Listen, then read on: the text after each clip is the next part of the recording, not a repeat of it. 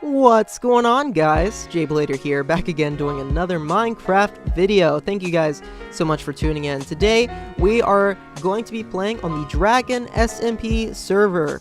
If you guys are familiar with stuff that I've done here on the channel, you know that I have played some survival multiplayer stuff before. We had a server called Mythical that we had very few seasons of. We had 3 or 4 seasons, and I recorded on there. Eventually the community really lost their passion for playing, and so it was just me playing, and so I decided to end the series. But instead of starting my own series this time, I've decided to find another community that is interested in playing. And I really wanted to find a community that was interested in playing since we're getting close to that 1.14 mark, where I know there will be a lot of people watching Minecraft stuff, a lot of people playing, so I knew it was the perfect time to get started. So this is the Dragon SMP server. I'm walking around their spawn town now. The server's only been up for probably 3 or 4 weeks, so it hasn't been up too long. But you can see here people have got a lot of stuff set up, which is great. That's really cool. Yeah, let's take a look. They got shulker boxes already, so this server is very Hermitcraft-esque. They've got a lot of the same plugins that Hermitcraft has, which is exactly what I was looking for. The 2 shulker shell drops, the armor stand plugins, and all that good stuff. Yeah, you can hear the "we are number one" here, and this is to the nether hub, so that's cool. But for right now, I've just got to treat this like a standard single-player world, kind of. I got to go off, find a base location, punch some trees, and all that good stuff. I figured I'd take you guys a walk through the town. We'll be coming back and taking a better look at this later. It'll be way easier to really get a grasp of everything that's here with the Elytra, so really need to do that. But if you're new to Minecraft, you're new to SMPs, then you're in the right place. I'm going to be walking you through all the steps of what I'm doing. If we hit F3 here, we'll be able to see which way is north, south, east, and west. So that is north. Like Jim says, if I'm not facing south, then what am I doing? So we're going to head south and see if we can find some cool locations to potentially set up our base in. I did get some basic food supplies from around the chest in town that people were giving away, or some farms that I was able to replant. 1.13 has a lot of new water mechanics. Look at all these cool water areas. Ooh, don't drown.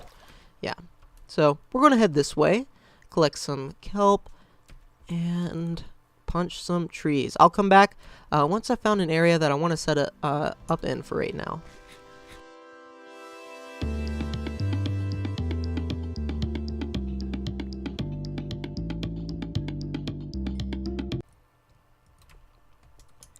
Look how many people are online. That's really cool. So yeah, I want to give a huge shout out to Capono.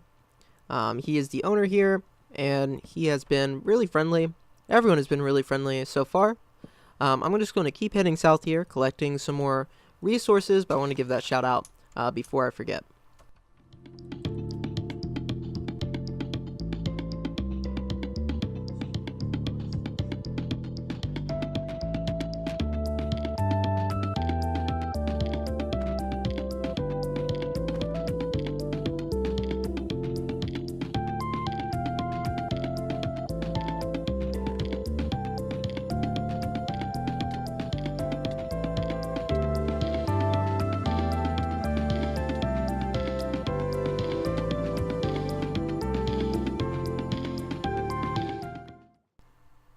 Alright everyone, well, you saw from those last few clips, I've been exploring these underwater shipwrecks. They've really helped me get some early gear, but they are kind of dangerous. I did die once, but I went back, got all my items back, the boat on top to help with that, and then I've just been looking for that really perfect base location. I want to say that I've been playing on 1.14 survival world for a while, so I know about some of the new mechanics and some of the new things to watch out for. One of the things to watch out for is Pillager Spawning. They spawn basically on any grass and sand block.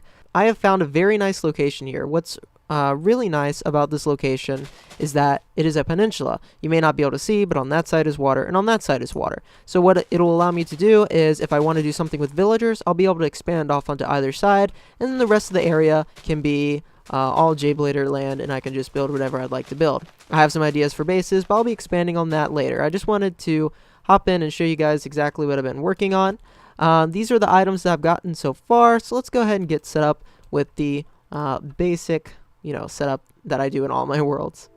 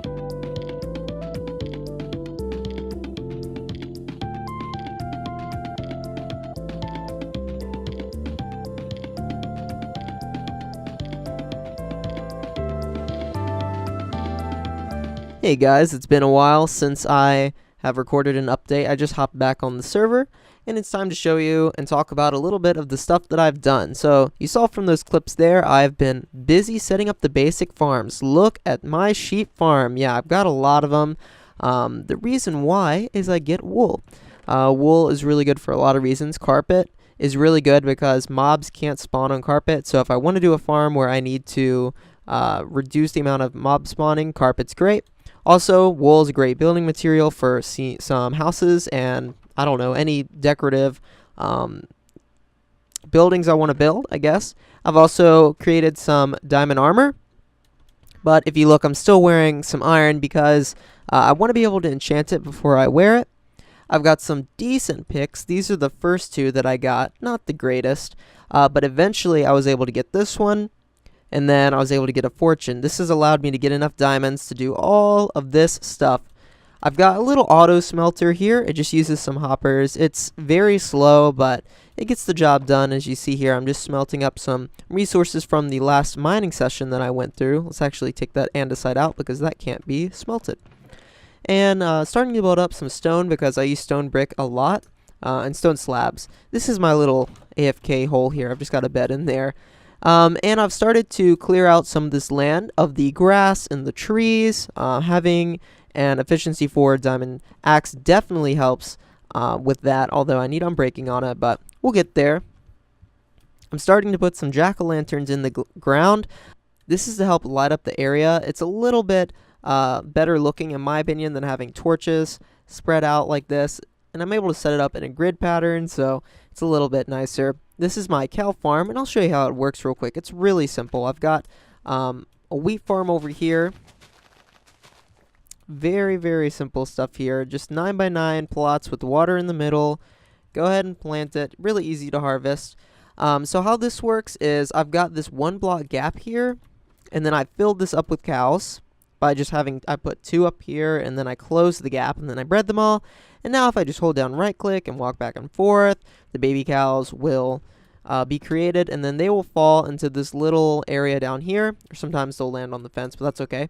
And then I'll be able to go down there and kill them while keeping a number up top. Very healthy. That way I'll never run out of cows. It's really easy to decide which cows I want to kill and which ones I want to keep.